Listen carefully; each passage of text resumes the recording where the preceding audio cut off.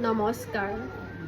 কবিতা আবৃত্তি কৰিবলৈ ওলাইছোঁ মিছ ৰেশমিন আখতাৰ। কবিতাৰ শিৰোনাম মোৰ দেশ মানুহৰ দেশ। কবি দেৱকান্ত বৰুৱা।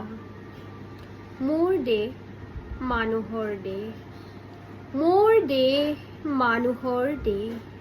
উত্তৰে উত্তংগগিৰি, দক্ষিণে সাগৰ। শত নদী বুকুৰে বাগৰে, পাৰে পাৰে সাজে ভাঙে কত ইতিহাস।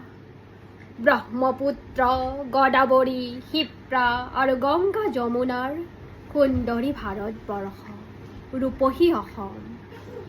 তথাপিও মোৰ বাবে মানুহ আপোন, যি মানুহে এই ভূখণ্ডত বাৰে বাৰে সাজিছে কাৰেং বিশ্ব সভ্যতাৰ। সৃজনৰ আবেগত হাবি কাটি নগৰ সাজিছে, জীৱনৰ মৃত্যুদীপ্ত তীব্ৰ প্ৰেৰণাত। হৈ উচ্ছল বাৰিধি, পাৰ হৈ গভীৰ অৰণ্য, দ্বীপময় ভাৰত গঢ়িছে, কম্বজত সাজিছে অংকাৰ ধাম। আত্মাৰ আদেশ মানি অতিক্ৰমী হিমালয় তিব্বতৰ বৰফস্তূপত, যি মানুহে মৈত্ৰী আৰু অহিংসাৰ শলিতা জ্বলালে, সেই মানুহৰ দেশ মোৰ এই মহান স্বদেশ। ধন্যবাদ।